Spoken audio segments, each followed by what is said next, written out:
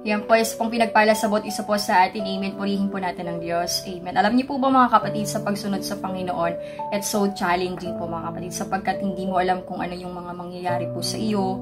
Amen. Kaya po, yung pakiramdam po natin, merong pagkatakot po or pag-anilangan po. Amen. Sa tugon po o tawag po ng Panginoon sa ating mga buhay. Amen. Meron din po yung mga sakripisyo na gagawin mo sa Panginoon. Amen. Yung gusto mo, amen, na hindi nakaalign sa kalooban po ng Panginoon, hindi nais ng Panginoon na kailangan mong i-let go.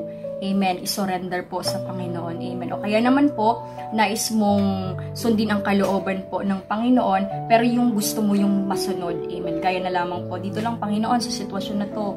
O kaya na mais ng Panginoon, ikaw ay ipadala sa ibang lugar. Amen. Pero yung prayer mo sa Panginoon, Panginoon, yes, susunod po ako, pero dito lang sa mga lugar na to, meron kang demand sa Panginoon. Pero hindi pala po yung kalooban po ng Panginoon. Amen. Hindi yun yung nais ng Panginoon, sapagkat ang nais ng Panginoon ay gamitin ang buhay mo powerfully and mightily sa kanyang kaharian upang sa gayon ay mas maraming maabot na kaluluwa.